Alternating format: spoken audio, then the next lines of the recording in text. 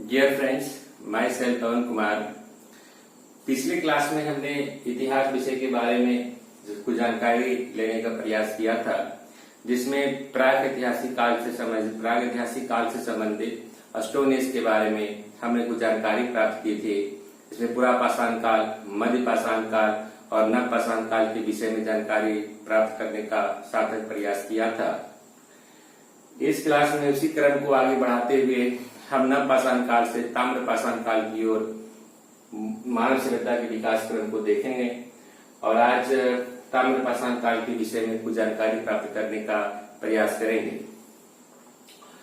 मानव सभ्यता जब अपने विकास क्रम में थी तो नवपाषाण काल से एक महत्वपूर्ण फेज आता है कांस्य युग, ब्रॉन्ज एज, कांस्य काल। कांस्य काल जो हड़प्पा सिविलाइजेशन को कांस्य युग सभ्यता कहा जाता है। हड़प्पा सिविलाइजेशन जो एक नगरीय सभ्यता थी, जिसके बारे में हम इस क्लास के बाद में स्टडी करेंगे, कुछ जानकारी प्राप्त करने का प्रयास करेंगे। नवपाषाण काल से कांस्य युग जाने के क्रम में मानव ने सबसे पहले तांबे धातु की खोज की और पत्थर के साथ साथ तांबे से ही बने हुए टूल्स और वेपन्स बनाने का प्रयास किया, बनाया और उससे अपने आवश्यकता अनुसार उसका इस्तेमाल किया। ताम्रपाषाण काल, इसकी जो भी तिथि है, फेज है, इसमें काफी विवादित है, विद्वानों के बीच मतभेद है। ताम्रपाषाण काल के बारे में भी कोई लिखित साक्ष्य उपलब्ध नहीं है, इसलिए हम इसे भी प्री हिस्ट्री में ही रखते हैं। और ताम्रपाषाण काल के बाद जब हम कांस्य युग में आएंगे, हड़प्पा सिविलाइजेशन में, जिसके लिखित साक्ष्य उपलब्ध हैं, प्रमाण उपलब्ध हैं, किंतु अभी तक पढ़ा नहीं जा सकता, इसे आदि ऐतिहासिक काल में रखेंगे। हड़प्पा सभ्यता के बाद हम वैदिक सभ्यता की ओर आगे बढ़ेंगे और वैदिक सभ्यता में पहले पूर्व वैदिक काल के विषय में जानेंगे। पूर्व वैदिक काल की समाप्ति के बाद 1000 BC के आसपास, 1000 बिफोर कॉमन ईरा के आसपास उत्तर वैदिक काल शुरुआत होता है, जहां आयरन की खोज हुई और फिर से एक लौह युग की शुरुआत होती है। इसके बाद उत्तर वैदिक काल की समाप्ति के बाद हम देखेंगे साउथ इंडिया में पैरेलल एक नवपाषाण काल समाप्ति के बाद साउथ इंडिया में विशेषकर एक महापाषाण काल शुरू होता है। 1000 बिफोर कॉमन ईरा से लेकर 100 बिफोर कॉमन ईरा तक। इस महापाषाण काल में हम जानेंगे कि आंशिक समाधान क्या होता है, पूर्ण समाधान क्या होता है और कलश समाधान क्या होता है। तो आइए हम लोग देखते हैं ताम्रपाषाण काल के बारे में। ताम्रपाषाण काल, ताम्रपाषाण काल को चालकोलिथिक एज भी कहा जाता है। ताम्रपाषाण काल नवपाषाण काल और कांस्य काल के बीच की एक महत्वपूर्ण कड़ी है। मानव सभ्यता के विकास क्रम में जब हम नवपाषाण काल से कांस्य युग की ओर बढ़ते हैं तो बीच में ताम्रपाषाण काल के बारे में जानकारी लेना काफी आवश्यक है। ताम्रपाषाण काल को कॉपर एज भी कहा जाता है।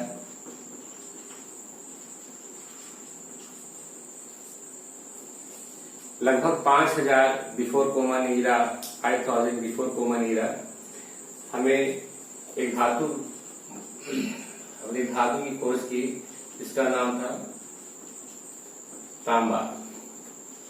तो जो सबसे प्रथम जो धातु प्राप्त होता है वो तांबे धातु की खोज हुई, जिसने मानव सभ्यता के विकास क्रम में अपना महत्वपूर्ण योगदान दिया।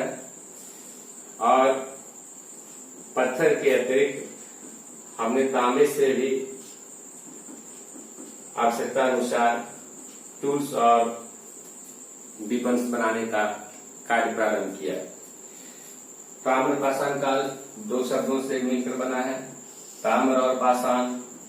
ताम्र का अर्थ होता है तांबा और पाषाण का अर्थ होता है पत्थर।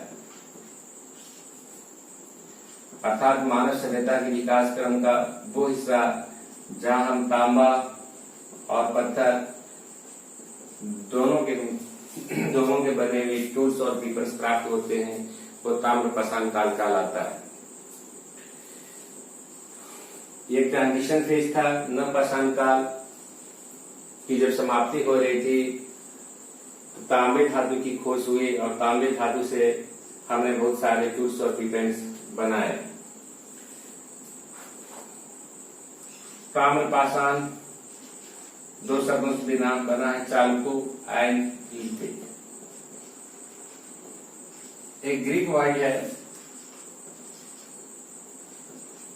वर्ड है खालकोज, जहां से इसकी उत्पत्ति मानी जाती है, और लिथस मतलब पत्थर, मतलब कॉपर, खालकोज मतलब कॉपर, मतलब तांबा और पत्थर। इस दोनों का इस्तेमाल, कॉपर और पत्थर मतलब स्टोन का इस्तेमाल ताम्रपाषाण काल में टूल्स और वेपन्स बनाने के लिए आवश्यकता अनुसार किया गया है। चाल्कोलिथिक पीरियड को एनियोलिथिक पीरियड के नाम से भी जाना जाता है। एनियोलिथिक अथवा एनियोलिथिक एक लैटिन वर्ड है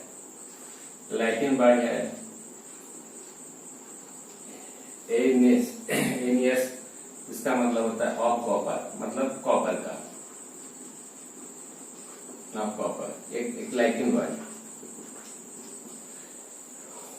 जिससे इसका उदय हुआ, जिसकी उत्पत्ति मानी जाती है। तो हमने देखा ताम्रपाषाण काल को चाल्कोलिथिक एज भी कहते हैं, या इसको कॉपर एज भी कहा जाता है, साथ ही से एनियोलिथिक एज भी कहा गया। अब हम इसके महत्व के विषय में जानें। ताम्रपाषाण काल का महत्व क्या है, इंपॉर्टेंस क्या है। ताम्रपाषाण कालीन सभ्यता एक तरह की कृषक ग्रामीण सभ्यता थी। कृषक ग्रामीण संस्कृति का उदय हुआ ताम्रपाषाण काल में, कृषक ग्रामीण संस्कृति का उदय हुआ,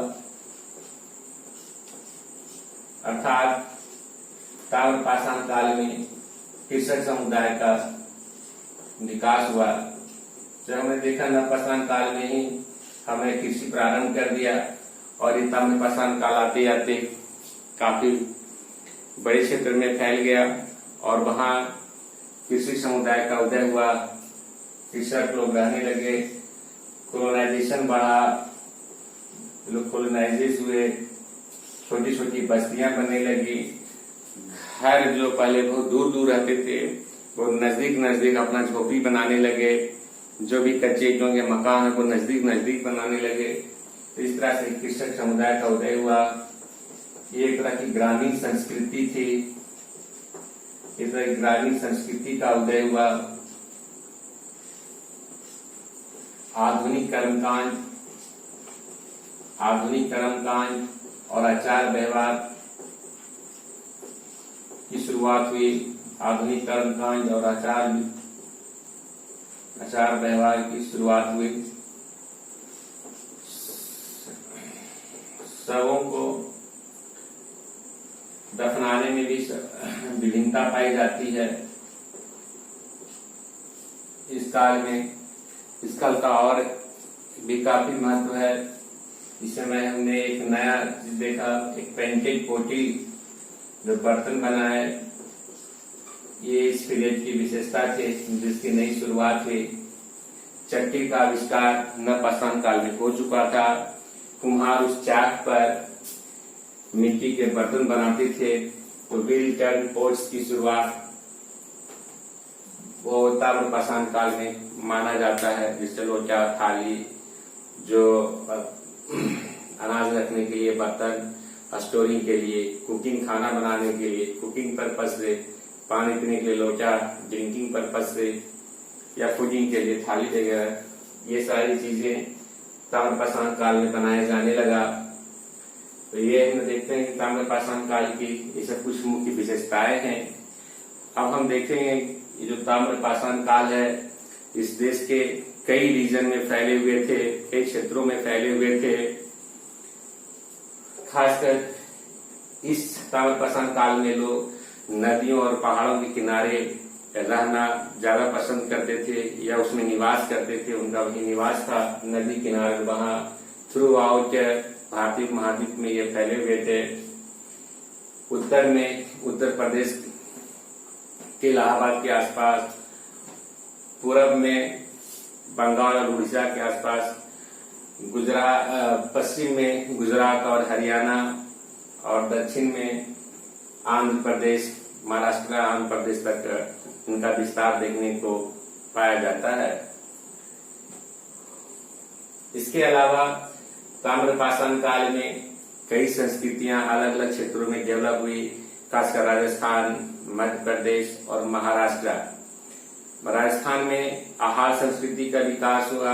आहार या बनास संस्कृति बोलते हैं। बनास नदी के किनारे एक संस्कृति डेवलप होती है राजस्थान में, बहुत ही महत्वपूर्ण है, क्वेश्चंस भी एग्जाम में आते हैं। इसके अलावा मध्य प्रदेश में मालवा संस्कृति, कायथा संस्कृति का उदय हुआ, डेवलपमेंट हुआ। साथ में महाराष्ट्र की जोरवे संस्कृति का उदय हुआ। तो आइए हम अलग अलग संस्कृतियों के बारे में जो देश के विभिन्न क्षेत्रों में फैले हुए थे जानने का प्रयास करते हैं।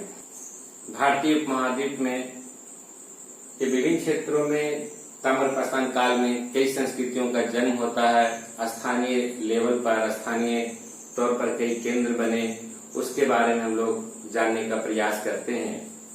इस क्रम में हम लोग देखते हैं कि उसमें कई सारी संस्कृतियां डेवलप हुई, जिसमें कुछ प्रमुख संस्कृतियां हैं, जैसे आहार संस्कृति जो राजस्थान में डेवलप हुई, कायथा संस्कृति जो मध्य प्रदेश में कायथा संस्कृति बहुत फेमस हुई, स्वालदा संस्कृति महाराष्ट्र के धुलिया डिस्ट्रिक्ट में, प्रभास संस्कृति गुजरात के चकिया क्षेत्र में, मालवा संस्कृति मध्य प्रदेश और गुजरात में, रंगपुर संस्कृति गुजरात के चकिया क्षेत्र में, जोरवे संस्कृति महाराष्ट्र के। ऐसी कुछ संस्कृतियां हैं जो ताम्रपाषाण काल में देश के कई हिस्सों में, खासकर राजस्थान, मध्य प्रदेश और महाराष्ट्र, वहां ऐसी संस्कृतियां डेवलप हुई। इसमें कुछ संस्कृति काफी इम्पोर्टेंस है, जैसे आहार संस्कृति, कायथा संस्कृति, मालवा संस्कृति और जोरवे संस्कृति। ये ऐसी 4 संस्कृतियां हैं जिनसे अक्सर एग्जाम्स में क्वेश्चंस भी आते रहते हैं, कहां से क्या साक्ष्य प्राप्त हुए हैं। इसके कुछ टाइम पीरियड है। एक्चुअली ये सारी संस्कृति प्राक हड़प्पा सभ्यता जो अर्ली हड़प्पन स्टेज था से लेकर परवर्ती हड़प्पन सिविलाइजेशन जो बाद में लगभग उत्तर वैदिक काल की समाप्ति तक चला है, 900 बिफोर कॉमन ईरा तक, वहां की सारी संस्कृतियों का अलग अलग टाइम पीरियड में इसका विद्वानों ने इसके बारे में बताया है। इसका टाइम पीरियड, टाइम लाइन, इसके टाइम पीरियड दिए हैं। जो इसमें सबसे पुरानी संस्कृति मानते हैं कायथा संस्कृति 2400 बिफोर कॉमन ईरा से लेकर 1700 बिफोर कॉमन ईरा तक है। और जो सबसे नई संस्कृति डेवलप हुई वो जोरवे संस्कृति 1500 बिफोर कॉमन ईरा से लेकर 900 बिफोर कॉमन ईरा तक। तो ये सारी संस्कृतियों पर हड़प्पा सिविलाइजेशन का भी कुछ कुछ प्रभाव पड़ा है, वो हम इसके बारे में देखते हैं।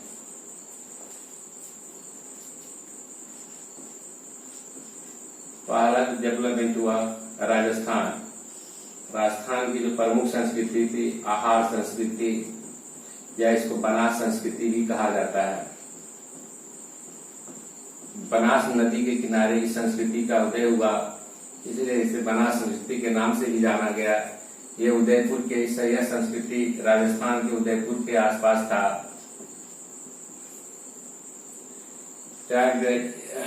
2100 बिफोर कॉमन ईरा से लेकर 1500 ईसा पूर्व तक बिफोर कॉमन ईरा। कहीं कहीं किसी विद्वानों ने इसे 2800 बिफोर कॉमन ईरा भी लिया है, लेकिन हम यहाँ 2100 बिफोर कॉमन ईरा से 1500 बिफोर कॉमन ईरा में आहार संस्कृति को देखने का प्रयास करते हैं। आहार संस्कृति जिसे बनास संस्कृति भी कहा गया, इसमें 3 प्रमुख स्थान थे आहार संस्कृति में। आहार, बालाथल और गिलुंग।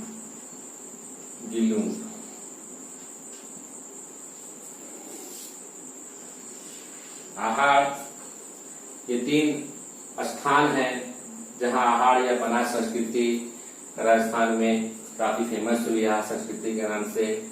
आहार, यहाँ से तांबे के काफी भंडार मिले हैं, यहाँ से तांबे के काफी भंडार प्राप्त हुए हैं काफी मात्रा में तांबा का और यहाँ पर हमें प्राप्त होते हैं, जिसके कारण आहार को ताम्रवती या ताम्बती भी कहा जाता है। ताम्रवती या ताम्बती भी कहा जाता है। एक कभी एग्जाम में कई बार ये पूछा भी जा चुका है कि ताम्रवती की संस्कृति कहा जाता है, आहार संस्कृति को जाना जाता है। और ये आहार नामक स्थान पर तांबे के उत्खनन से प्राप्त काफी तांबा यहाँ के भंडार मिलते हैं, प्राप्त होते हैं, साथ से प्राप्त होते हैं। साथ ही जो आहार के लोग थे वो प्रायः पत्थरों के बने हुए पत्थरों के घरों में रहते थे, पत्थरों के घरों में। साथ यहाँ कच्ची ईंटों के भी साक्ष्य प्राप्त होते हैं। आहार में कच्ची ईंटों के भी साक्ष्य प्राप्त होते हैं, मतलब मकान जो बनाए गए थे उसमें के घर जो बनाए गए थे वो प्रायः पत्थरों से बनाए गए थे। साथ में कच्ची ईंटों के भी यहाँ से साक्ष्य प्राप्त होते हैं। इसके अलावा पालतू पशु के भी साक्ष्य यहाँ से हमें प्राप्त हुए हैं। इसके अलावा पालतू पशु के अलावा फलक उद्योग के भी साक्ष्य आहार से प्राप्त होते हैं। फलकों के उद्योग के साक्ष्य भी यहाँ से प्राप्त, फलक मतलब वो बर्छी वगैरह बनाते थे, उसके भी यहाँ से हमें साक्ष्य प्राप्त होते हैं आहार से। इसके अलावा हमें खाद्य फसलों के भी साक्ष्य, कृषि के भी साक्ष्य प्राप्त होते हैं। फसलों के भी साक्ष्य प्राप्त होते हैं, फसलों के भी साक्ष्य प्राप्त होते हैं। बालाथल केवल नाम जानेंगे, इसका इम्पोर्टेंस नहीं है। तो हमने देखा आहार संस्कृति में आहार को ताम्रवती या ताम्बती भी कहा जाता है, क्योंकि यहाँ तांबे के काफी साक्ष्य प्राप्त हुए। यहाँ के लोग प्रायः पत्थरों घरों में रहते थे, साथ में यहाँ कच्ची ईंटों के भी साक्ष्य प्राप्त हुए हैं। पालतू पशु के भी साक्ष्य मिलते हैं, फसलों के भी साक्ष्य मिले, साथ ही यहाँ फलक उद्योग के भी साक्ष्य प्राप्त होते हैं। दूसरा आहार संस्कृति में महत्वपूर्ण है वो गिलुन है। गिलुन क्यों फेमस है? गिलुन को इस आहार या बना संस्कृति का केंद्र बिंदु माना गया है, अर्थात केंद्र माना गया है। इस संस्कृति का केंद्र माना गया गिलुन को। इस संस्कृति में तांबे के कुल्हाड़ियां, तांबे के चादरें, ये सब तो प्राप्त हुए ही, लेकिन एक विशेष इस गिलुन से प्राप्त हुआ है वो पक्की ईंटों के साक्ष्य प्राप्त होते हैं। पक्की ईंटों के साक्ष्य प्राप्त होते हैं।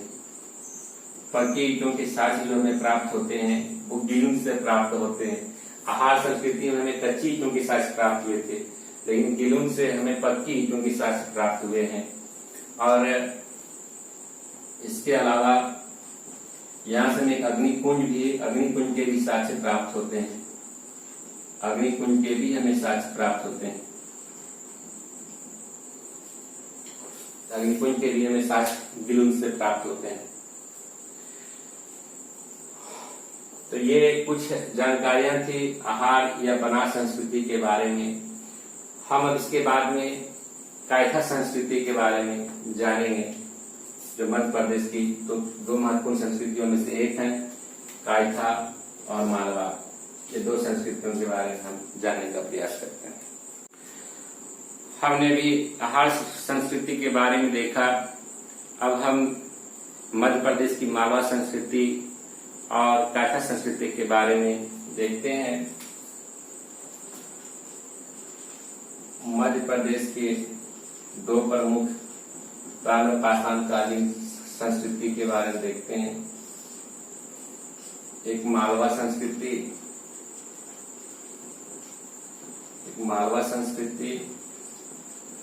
और दूसरा कायथा संस्कृति।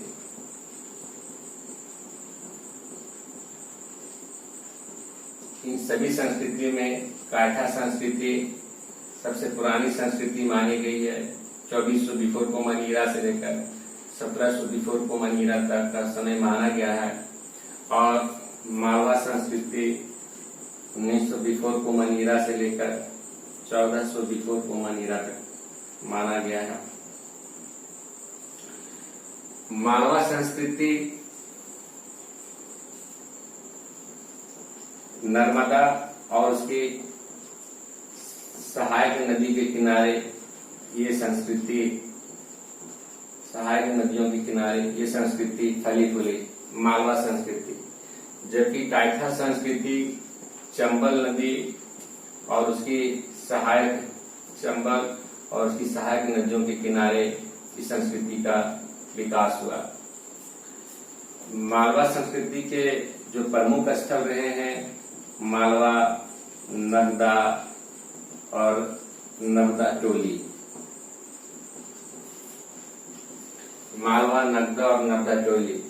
कायथा संस्कृति के जो प्रमुख स्थल रहे हैं कायथा, आयरन, उज्जैनी, त्रिपुरी और त्रिपुरी।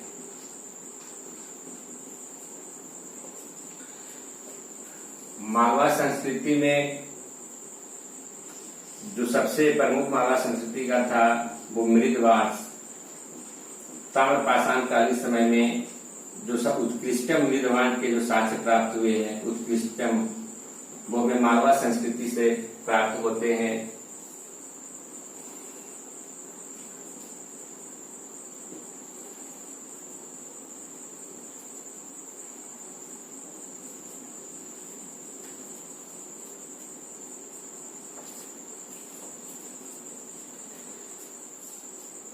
मालवा संस्कृति में हमें उत्कृष्टम मृदभाण मतलब मिट्टी के बर्तन के साक्ष्य प्राप्त होते हैं। काले तथा लाल, काले एवं लाल मृदभाण के साक्ष्य प्राप्त हुए हैं। साथ ही वृषभ पूजा के भी साक्ष्य हमें मालवा संस्कृति से प्राप्त हुए हैं, मालवा से प्राप्त हुए हैं।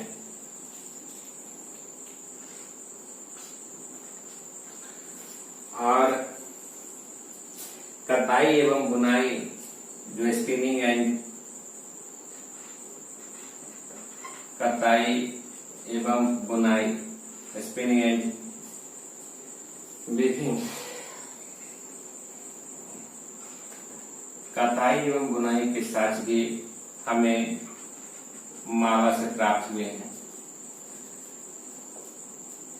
नर्मदा टोली जितनी भी संस्कृति, जितने भी यहाँ स्थल मिले हैं उसमें नर्मदा टोली ग्रामीण संस्कृति का सबसे बड़ा स्थल नर्मदा टोली को माना गया है। वैसे सबसे बड़ा स्थल दायमाबाद था, लेकिन ग्रामीण संस्कृति की बात करेंगे तो उसमें नर्मदा टोली सबसे बड़ा था। जो कि दायमाबाद और इनाम गांव वो अर्धनगरीय व्यवस्था थी, मतलब ग्रामीण क्षेत्र से भी बढ़कर वहाँ काफी उद्योग वगैरह मिलते हैं, तो वो अर्ध औद्योगिकृत क्षेत्र था, अर्धनगरीय सभ्यता थी, वहाँ अर्धनगरीय संस्कृति थी। सबसे बड़ी ग्रामीण संस्कृति नर्मदा टोली को माना गया है। कृषि के फसलों के सबसे अधिक साक्ष्य नर्मदा टोली में मिला है। कृषि के साक्ष्य सबसे अधिक कृषि के साक्ष्य हमें नर्मदा टोली से ही प्राप्त होते हैं। तो ग्रामीण संस्कृति सबसे बड़ी थी। दूसरी बात कि कृषि के साक्ष्य भी हमें यहीं से प्राप्त होते हैं। सबसे ज्यादा खनन भी हमें यहीं से, जो सबसे ज्यादा खनन माइनिंग, सबसे ज्यादा माइनिंग हुई वही नर्मदा टोली में हुए। तो ये मालवा संस्कृति की कुछ विशेषताएं थी। सबसे उत्कृष्ट मृदवान हमें मालवा से प्राप्त हुए। काले एवं लाल मिट्टी के बने हुए बर्तन प्राप्त होते हैं। वृषभ पूजा में मालवा संस्कृति देखने को मिलता है। कताई एवं बुनाई के साक्ष्य भी हमें मालवा से प्राप्त हुए। नर्मदा से हमें सबसे बड़ी ग्रामीण संस्कृति नर्मदा टोली थे जो स्थल है, यहाँ से हमें कृषि के साक्ष्य मिले। मतलब सबसे अधिक फसल के साक्ष्य हमें यहीं से प्राप्त होते हैं। और सबसे ज्यादा खनन, जो माइनिंग इंडस्ट्रीज है, खनन है, सबसे अधिक नर्मदा टोली में प्राप्त होते हैं। दूसरा जिसका इम्पोर्टेंट है कायथा संस्कृति, जो चंबल नदी और उसकी सहायक नदियों के किनारे थे। प्रमुख स्थल कायथा, आयरन, उज्जैनी और त्रिपुरी। इसमें कायथा बहुत फेमस है और कायथा संस्कृति को एक रिच बेल ऑफ कल्चर ही माना जाता है। सबसे धनी कल्चर में कायथा संस्कृति थे, काफी रिच यहाँ के लोग माने गए हैं। यहाँ खुदाई में हमें 29 बेंगल चूड़ियां 29 बेंगल्स और 2 कुल्हाड़ी प्राप्त होते हैं। दो यूनिक कुल्हाड़ियां यहाँ से प्राप्त होते हैं। 29 कंगन या चूड़ियां हमें मिलती हैं, साथ में 2 यूनिक कुल्हाड़ी हमें प्राप्त होते हैं। सबसे अमीर संस्कृति के लोग यहाँ के लोग माने गए हैं। साथ यहाँ की किलेबंद कुछ बस्तियां ऐसी भी मिले हैं जो किलेबंद थी, मतलब इसी किनारे दुर्ग बना था जो चारों ओर घेरा हुआ था। किलेबंद मिले हैं, दुर्ग मिले हैं। तो कायथा संस्कृति की ये कुछ विशेषताएं थी। सबसे अमीर होना, 29 बेंगल्स और 2 यूनिक एक्सेस कुल्हाड़ी का मिलना और किलेबंद होना, तो किलेबंद के भी साक्ष्य मिले हैं। बस्तियों की किलेबंद के भी साक्ष्य प्राप्त हुए। तो मध्य प्रदेश की 2 प्रमुख संस्कृति थी, मालवा संस्कृति और कायथा संस्कृति। एक हम महाराष्ट्र की जोरबी संस्कृति के बारे में जानने का प्रयास करते हैं। आइए अब हम महाराष्ट्र की जोरबी संस्कृति के बारे में कुछ जानकारी प्राप्त करते हैं। जो हमने भी राजस्थान की हार संस्कृति के बारे में देखा, मध्य प्रदेश के कायथा और मालवा संस्कृति के बारे में जानकारी ली। एक और प्रमुख स्थल है महाराष्ट्र की जोरबी संस्कृति। महाराष्ट्र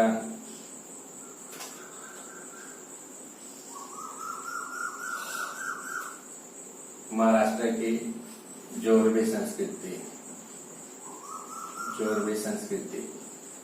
महाराष्ट्र में 2 प्रमुख स्थल हैं, अहमदनगर और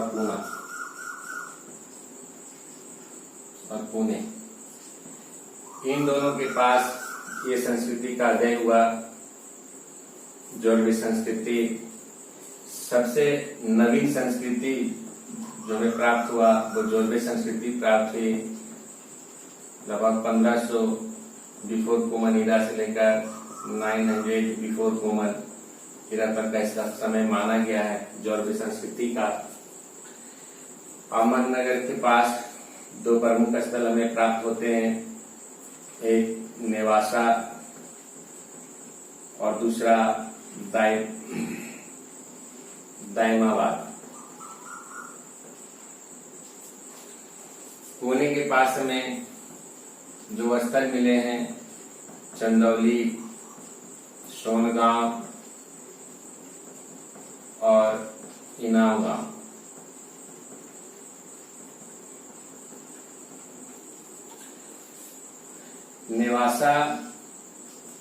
नेवासा से पटसन का प्रथम साक्ष्य प्राप्त होता है। पटसन का प्रथम साक्ष्य हमें नेवासा से प्राप्त होता है। दायमाबाद सबसे बड़ा ओवरऑल सबसे बड़ा स्थल दायमाबाद था। सबसे बड़ा स्थल दायमाबाद था। ये जितने भी स्थल प्राप्त हुए उसमें सबसे बड़ी बस्ती, सबसे बड़ा स्थल दायमाबाद था। नब्दा टोली ग्रामीण में सबसे बड़ा स्थल माना गया है। ओवरऑल दायमाबाद माना गया है। दायमाबाद और इनाम गांव 2 ऐसे थे जो एक ग्रामीण सभ्यता से बढ़कर के अर्धनगरीय संस्कृति मानी गई। अर्धनगरीय सभ्यता था यहाँ डेवलप थी। तो सबसे बड़ा स्थल जो है वो दायमाबाद माना गया है। और यहाँ की विशेषता सबसे बड़ा स्थल दायमाबाद माना गया। इसके अलावा यहाँ कांसा काफी मात्रा में प्राप्त होता है। कांसा यहाँ काफी मात्रा में यहाँ से कांसे प्राप्त हुए। तांबे की 4 मूर्तियां प्राप्त हुई। तांबे की 4 मूर्तियां मिली हैं, जिसमें रथ चलाता हुआ मनुष्य, रथ चलाता हुआ या रथ खींचता हुआ मनुष्य। इसके अलावा सांड, गेंडा, हाथी, ये 4 तांबे की यहाँ से हमें मूर्तियां प्राप्त हुई। दायमाबाद से फसलों के भी साक्ष्य प्राप्त होते हैं, जिनमें प्रमुख है मटर, गेहूं, जौ, कुल्थी का दाल भी आता है। तो ऐसे कुछ साक्ष्य हैं जो हमें दायमाबाद से प्राप्त हुए। इस सारे स्थलों में सबसे बड़ा स्थल था। यहाँ से सबसे अधिक मात्रा में कांस्य प्राप्त हुए। तांबे की 4 मूर्तियां प्राप्त हुई हैं, जिसमें रथ चलाता हुआ मनुष्य, रथ खींचता हुआ मनुष्य, सांड, गेंडा, हाथी। इसके अलावा यहाँ फसलों के भी साक्ष्य प्राप्त होते हैं, मटर, गेहूं, जौ, कुल्थी, ऐसे कुछ साक्ष्य दायमाबाद से हमें प्राप्त होते हैं। जो दूसरा प्रमुख स्थल कोना के पास था वो इनाम गांव, ये भी ताम्रपाषाण काल की एक बड़ी बस्ती मानी गई है। दायमाबाद सबसे बड़ी स्थल था। उसके अलावा इनाम गांव भी एक ताम्रपाषाण काल में बहुत बड़ी बस्ती थी। ये जो बस्ती थी इसमें विशेषताएं थी। ये किलेबंद बस्तियां थी, किलेबंद एवं खाई से घिरी हुई थी। किलेबंदी एवं खाई से घिरी हुई बस्तियां इसके मिलती हैं इनाम गांव में। जो साक्ष्य मिलते हैं, कच्चे ईंटों के साक्ष्य प्राप्त होते हैं, कच्चे ईंटों के मकान के साक्ष्य प्राप्त होते हैं। साथ ही गोलाकार गड्ढे वाले, ये बहुत इम्पोर्टेंट है, गोलाकार गड्ढे वाले मकान के साक्ष्य प्राप्त होते हैं, घरों के साक्ष्य प्राप्त होते हैं, घरों के साक्ष्य प्राप्त होते हैं। साथ ही नाम गांव से हमें डायग्नोस्टिक पोएट्री, पोएट्री के भी साक्ष्य प्राप्त होते हैं इनाम गांव से। तो जॉर्बे संस्कृति हम देखते हैं, जो सबसे नवीन संस्कृति हमें प्राप्त हुई ताम्रपाषाण कालीन संस्कृतियों में 1500 बिफोर कॉमन इरा से 900 बिफोर कॉमन इरा तक। ये महाराष्ट्र के 2 प्रमुख शहरों के पास था, अहमदनगर और पूना के पास। अहमदनगर के पास जो स्थल थे नेवासा और दायमाबाद। नेवासा पाकिस्तान का प्रथम साक्ष्य यहाँ से प्राप्त होते हैं। दायमाबाद सबसे बड़ा स्थल था।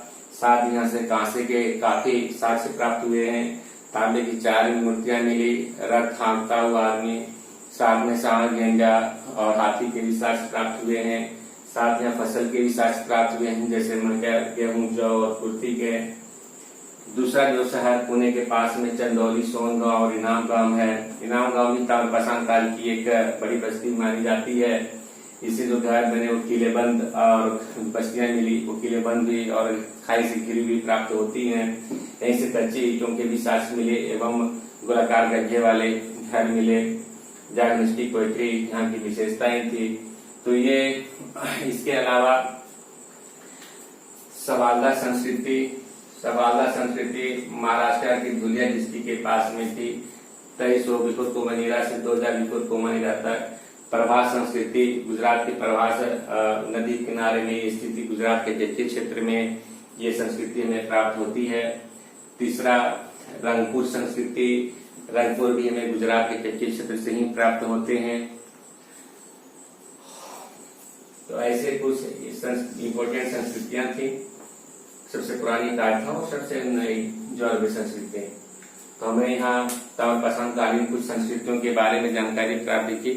अब हम इसकी ताम्रपाषाण काल की विशेषताएं देखते हैं, क्या कैरेक्टरिस्टिक्स थे, उसके बारे में जानने का प्रयास करते हैं। आइए हम लोग ताम्रपाषाण काल की कुछ विशेषताओं के बारे में जानकारी प्राप्त करने का प्रयास करते हैं। ताम्रपाषाण काल की कुछ विशेषताएं, जैसे एग्रीकल्चर एंड एनिमल्स।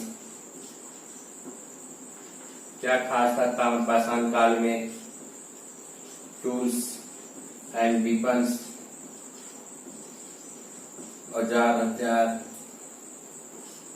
इनके घरों के बारे में जानते हैं, हाउसेस। जो इन्होंने बर्तन बनाए, मिट्टी के पोटरी, शवों को दफनाने का काम, ब्यूरियल्स, और आर्ट एंड क्राफ्ट।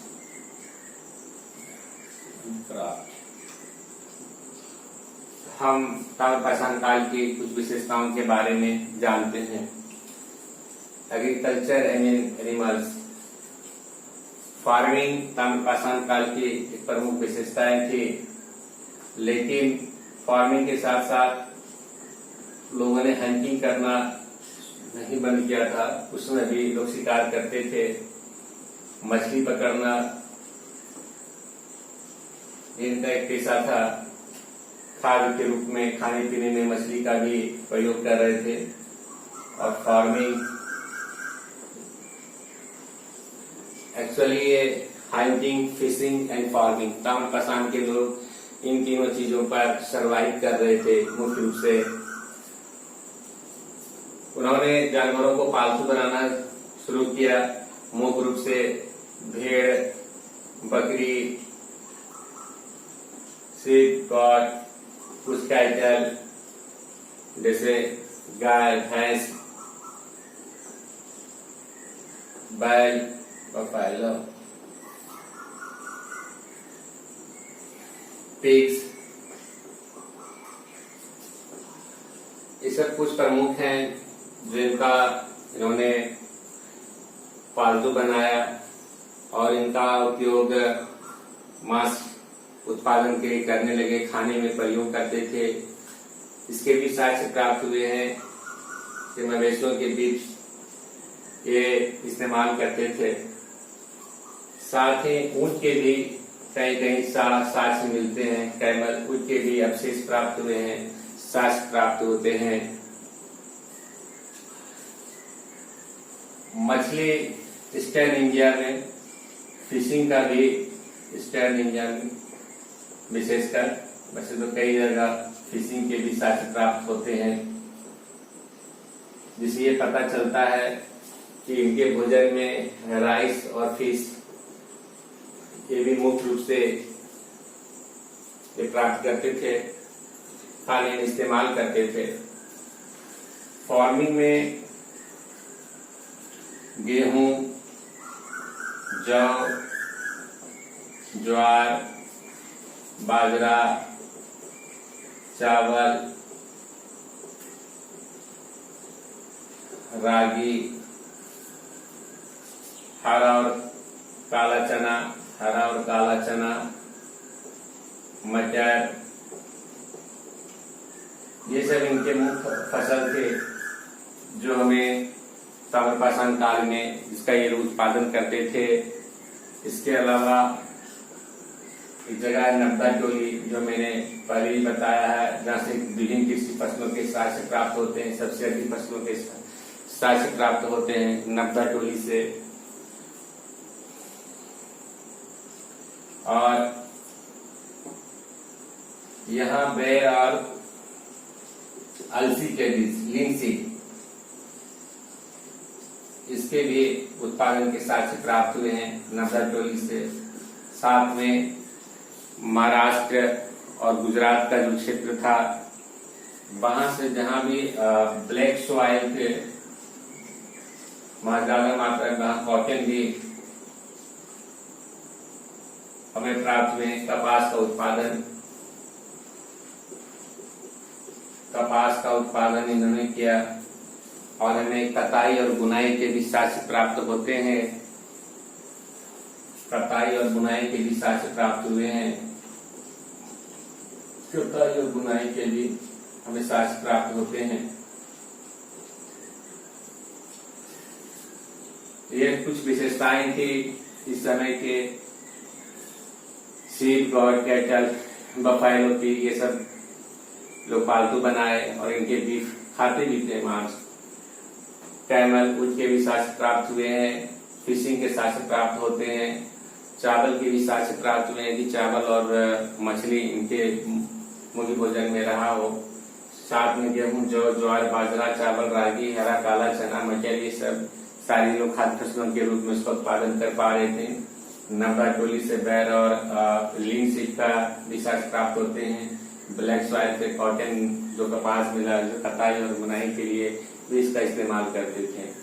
तो ये कुछ विशेषताएं थे उस समय के एग्रीकल्चर और एनिमल्स की। दूसरा आप देखते हैं टूल्स और वीपन्स, जो माइक्रो लेवल पर सूक्ष्म से सूक्ष्म बनाए जाने लगे, चाहे वो पत्थर के बनाए गए हों, चाहे वो कॉपर के बनाए गए हों। पत्थर और कॉपर के उपकरण बनाए गए, कुछ हथियार बनाए गए, जैसे छेनी बनाया गया, कुल्हाड़ी बनाए, मछली मारने के लिए वो बंसी बनाते हैं, पीन बनाते हैं बंसी नुमा, वो पीन भी बनाने लगे। मछली मारने के लिए वो पीन बनाने लगे, रड बनाया इन्होंने। तो जो भी इनकी आवश्यकता की चीजें थी उसका इन्होंने वो इन्होंने माइक्रो लेवल पर बनाया, सूक्ष्म से सूक्ष्म बनाया, अपनी आवश्यकता के अनुसार बनाया। जानवरों का शिकार करना हो या मछली मारना हो या फार्मिंग में इसका इस्तेमाल करना हो, कृषि कार्य में इस्तेमाल करना हो, तो उन्होंने टूल्स और वेपन्स बनाया। स्मेल्टिंग प्रोसेस ये जानते थे कि कैसे कॉपर को स्मेल्ट करके वो बना सकते हैं। ताम्रपाषाण काल में ब्रॉन्ज भी बनाया गया। कांसे के भी साक्ष्य दायमाबाद से प्राप्त होते हैं। इससे पता चलता है कि ताम्रपाषाण काल में ये लोग लो ग्रेड ब्रॉन्ज भी बनाना सीख गए थे। तीसरी जो इसकी विशेषताएं थी, घर हाउसेस, हमने देखा कि इनका जो विस्तार था ताम्रपाषाण काल में मानव सभ्यता का विकास क्रम में, तो ये लोग थ्रू आउट पूरे देश भर में फैले हुए थे, भारतवर्ष भर में फैले हुए थे। खासकर हिल्स और रिवर किनारे इन्होंने ज्यादा घर बनाया। हिल्स और रिवर्स किनारे इन्होंने ज्यादा घर बनाया, पहाड़ों और नदियों के किनारे। कुछ क्षेत्र रीजन को छोड़कर जो जलोढ़ मिट्टी का मैदान था, एलुवियल रीजन था या डेंस फॉरेस्ट था, एक्सेप्ट एलुवियल रीजन या डेंस फॉरेस्ट से तो बाहर निकल गए थे, कृषि करना प्रारंभ कर दिया। तो ये इन कुछ जगहों को छोड़कर इन थ्रू आउट इंडिया ये फैले हुए थे। ताम्रपाषाण काल में लोग रह रहे थे, खासकर हिल्स और रिवर किनारे। दूसरा जो घर बनाया इन्होंने वो कच्ची ईंटों के साथ से प्राप्त होते हैं, पक्की हुई ईंटों के साथ यहाँ से प्राप्त नहीं हुए हैं। एक जगह था आहार संस्कृति या बना संस्कृति जो हमने पढ़ा था, गिलुंद में पक्की ईंटों के साथ से प्राप्त होते हैं, और जो राजस्थान उदयपुर के पास में संस्कृति डेवलप होती है। बाकी जगहों पर कच्ची ईंटों के साथ प्राप्त होते हैं। जो घर बनाए जाते थे वो बहुत ही सिंपल बनाए जाते थे, या तो रेक्टेंगुलर शेप में बना देते आयताकार या सर्कुलर शेप में घर बनाए जाने लगे। ज्यादातर जो भी घर बनाए गए वो एक कमरे का घर ज्यादातर मिलते हैं, एक कमरे का घर ज्यादातर मिलते हैं। जो इन्फ्लुएंस पीपुल थे, जो प्रभावशाली व्यक्ति थे, उनके 5 कमरे के भी मकान मिलते हैं। 5 कमरे के मकान मिलते हैं, जिसमें 2 आयताकार कमरे के बीच में एक सर्कुलर कमरा और फिर 2 कमरे आयताकार रेक्टेंगुलर कमरे मिले हैं। तो हम ये देखते हैं कि नवपाषाण काल तक के समय में जो भी रहन सहन था सबका लगभग से बराबर था, लेकिन ताम्रपाषाण काल आते आते घरों में भी विविधता आई। इन्फ्लुएंस पीपुल लोग हुए, कुछ लोग धनी हुए, कुछ लोग गरीब भी हुए। मतलब समाज के बीच में भिन्न भिन्न लेवल के लोग होने लगे। जो घर बनाए जा रहे थे एक्चुअली में वो मिट्टी मड जो टीचर करते हैं, मिट्टी में पानी मिला के वो मिट्टी के घर बनाते हैं। तो इन्होंने मड के दीवारें बनाई, मड के बनाए घर बनाए, और इस पर कावजंग जो गोबर है उसे उसकी पोताई की। आज भी गांवों में जो बहुत पिछड़े जहाँ पे हैं वहाँ गोबर से उसकी निपाई पुताई करते हैं। तो कावजंग तो गोबर करते हैं उसे उन्होंने किया, चाहे लाइन का इस्तेमाल किया, चूना से भी पुताई किया, या कावजंग का इस्तेमाल किया उसकी दीवारों को पोतने में, मड का इस्तेमाल किया दीवार बनाने में, और इसका काम किया दीवारों को पोतने में। जो इनके घर के छत होते थे, रूफ होते थे, वो बांस को तिकोना टाइप से बांस दोनों साइड लगा के और उसके ऊपर नेवारी या पुआल बिछाते थे। जो भी उनको मिला स्टॉर टाइप का वो इसके ऊपर में डाल देते थे, वो छाड़ देते थे बांस पे, बम्बू पे या लकड़ी के सहारे में वो उसको पूरा कवर कर देते थे। तो इस तरह के घर उस समय जमाने में बनाए गए थे ताम्रपाषाण काल में। एक जगह है जो हमने देखा पुणे के पास इनाम गांव, यहाँ जो बनाए गए मकान को ओवन है, सर्कुलर पीट बनाया गया, सर्कुलर पीट टाइप का बनाया गया।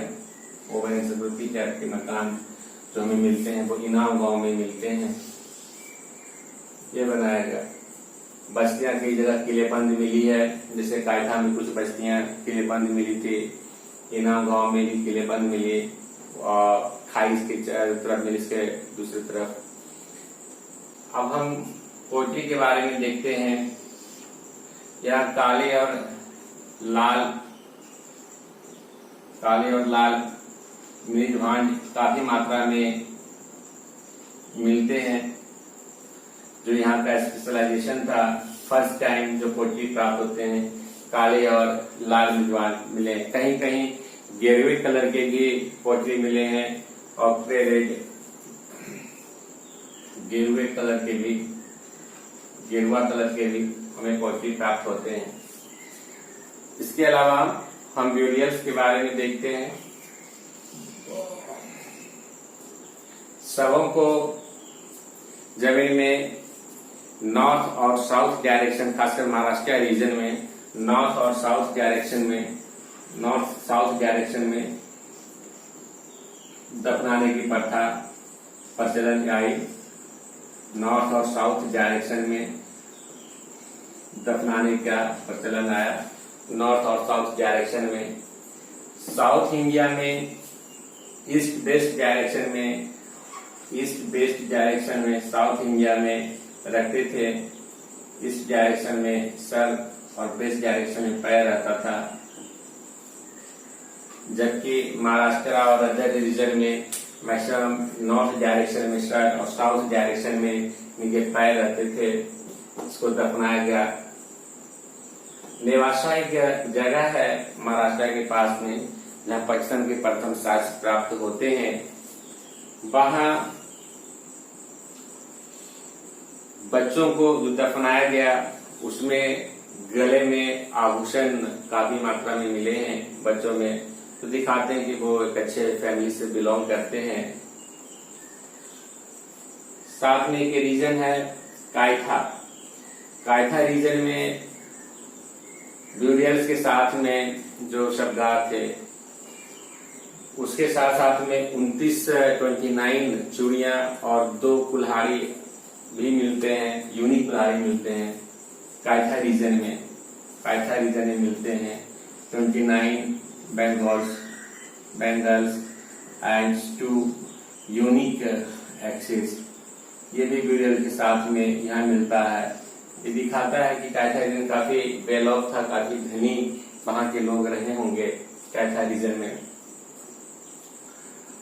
इस समय में नॉर्थ साउथ डायरेक्शन में जहां भी जमीन के अंदर जब इनको दफनाया जा रहा था तो इनकी जो मनपसंद चीजें थे, पॉट्स थे या कॉपर के मिट्टी के बर्तन हुए, कॉपर के ऑब्जेक्ट्स हुए, अथवा जो कुछ आभूषण हुए, कोई पालतू पशु हुआ जो इनको प्रिय हुआ, वो भी ब्यूरियल्स कब्रगाह से हमें प्राप्त होते हैं। तो ये कुछ खास विशेषताएं थी। छठा जो एक क्लास है आर्ट एंड क्राफ्ट, यही ताम्रपाषाण काल में जो हमें बर्तन मिले हैं व्हील टर्न पोट्स प्राप्त होते हैं।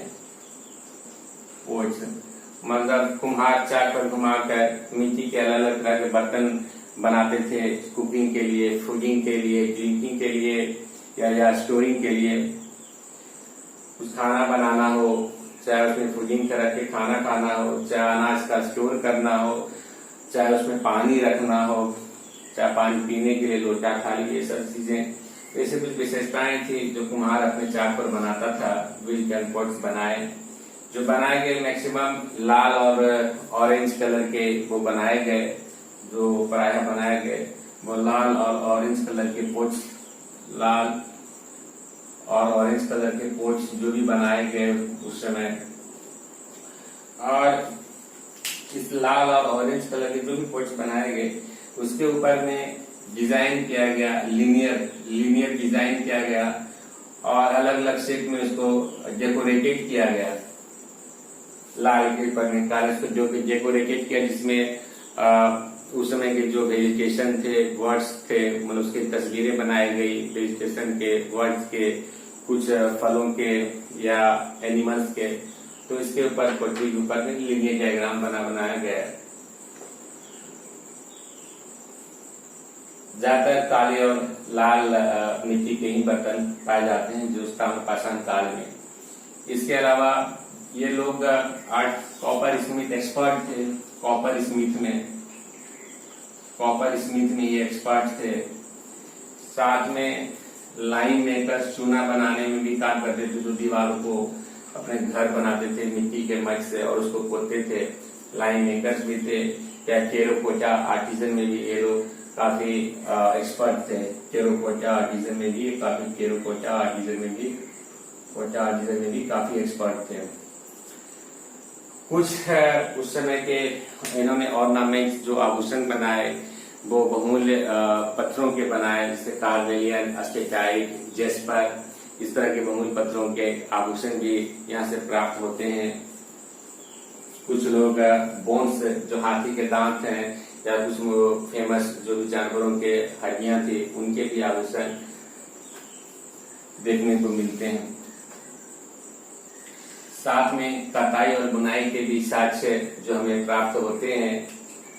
तो बांसन का इस्तेमाल करते थे, फ्लैक्स का या कॉटन, फ्लैक्स हुआ, कॉटन हुआ, सिल्क हुआ, इसके थ्रेड के लिए कताई और बुनाई का काम करते थे। ये कुछ विशेषताएं हैं ताम्रपाषाण काल की। एग्रीकल्चर एंड एनिमल्स का टूल्स एंड वीपन्स हमने देखा, हाउसेस के बारे में जाना, कैसे बना रहे हैं मट के, पोल्ट्री के बारे में विशेषताएं देखा, tutorials on art and craft. ये ओवरऑल कुछ इसकी जानकारी थी ताम्रपाषाण काल की विशेषता के संबंध में। आइए अब इसके कुछ लिमिटेशंस के बारे में जानते हैं। तो आइए हम लोग ताम्रपाषाण काल के कुछ लिमिटेशंस के बारे में जानते हैं। वैसे पहला, इन्होंने जो एनिमल्स पालतू बनाया वो मेनली फूडिंग पर्पज से बनाया। जो एनिमल्स का इन्होंने इस्तेमाल किया वो फूड के लिए किया, फूडिंग पर्पज से किया। मिल्क का इस्तेमाल ये नहीं करते थे। ये लोगों का ताम्रपाषाण काल लोगों के समय में इनके लोगों को सोचना था कि जो दूध है, मिल्क है, ये जानवरों के बच्चों के लिए है, बछड़ों के लिए है। तो इन्होंने ज्यादातर इस्तेमाल जानवरों का फूड के लिए किया, मिल्क के लिए बहुत कम ही इस्तेमाल किए, या इसके साक्ष्य प्राप्त नहीं होते हैं। दूसरा,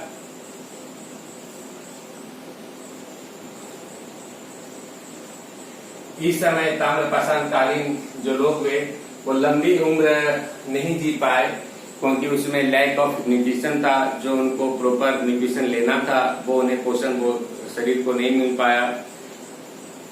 ये प्राप्त होते हैं, इसकी जानकारी साक्ष्य प्राप्त होते हैं कि बहुत ज्यादा यंग लोगों के ब्यूरेज मिले हैं, कब्र मिले हैं, और उन कब्रों के साक्ष्य लगता है कि जैसे इनको पोषण की कमी थी, न्यूट्रिशन की कमी रह गई।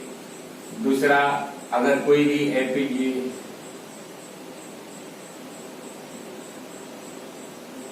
कोई भी महामारी उस समय फैली तो एक साथ हजारों लोग उस बीमारी के कारण गुजर गए। तो जिस कारण ये दो रीजन थे, जिसके कारण ये पता चलता है कि लॉन्गेविटी में लंबी उम्र इनकी नहीं थी, कम उम्र में ही ये लोग गुजर जाया कर रहे थे।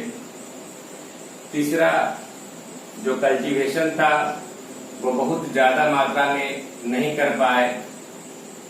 इनके पास प्रॉपर खेती के साधन उपलब्ध नहीं थे, हल नहीं थे, कॉपर और पत्थर का इस्तेमाल कर पा रहे थे। कॉपर से भी वो ब्रॉन्ज बनाने में सक्षम नहीं थे, या जो भी बनाए लो ग्रेड क्वालिटी के ब्रॉन्ज बना पा रहे थे, जो इससे ज्यादा इनको बेनिफिटेड नहीं हो पाए। चौथा,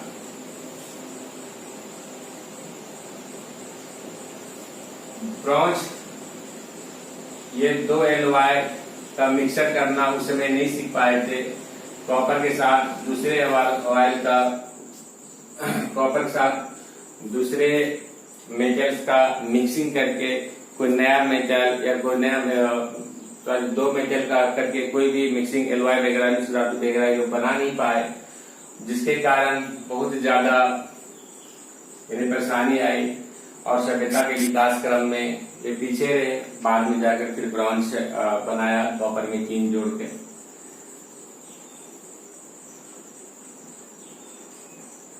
और जो सबसे महत्वपूर्ण था, इस समय के लोग राइटिंग स्किल इनका नहीं था, इनका राइटिंग स्किल नहीं था या कोई लिपि इन्होंने डेवलप नहीं कर पाए ताम्रपाषाण काल के लोग, जिससे कि वो दूसरे जो डेवलप थे इनके कंपेरिजन में जो डेवलप लोग थे उनसे किसी तरह का मदद ले सकें और अपना विकास कर सकें। तो ऐसे कुछ इमिटेशन थे ताम्रपाषाण कालीन लोगों का, जिससे इनके विकास में थोड़ा पड़ा और समय के साथ फिर धीरे धीरे ये भी विकास करते गए और हमारी सभ्यता जो ताम्रपाषाण कालीन संस्कृति से बढ़ के कांस्य युगीन संस्कृति की ओर बढ़ते हैं। तो आज हमने देखा ताम्रपाषाण काल से संबंधित जानकारी हम लोगों ने हासिल किया। ताम्रपाषाण काल के बारे में जाने, इसका इम्पोर्टेंस क्या है, महत्व क्या था, किस किस जगह पर कौन कौन सी संस्कृति डेवलप हुई, इसकी विशेषताएं क्या थी ताम्रपाषाण काल की, एनिमल्स की, agriculture, poultry, houses, burials, art and craft, ये सारी चीजें, इनकी क्या क्या विशेषताएं रही और ताम्रपाषाण काल की जो कुछ लिमिटेशंस थे, इस सब चीजों के बारे में आज हमने जानकारी प्राप्त करने का प्रयास किया है। हम लोग मिलते हैं नेक्स्ट क्लास में। Thank you.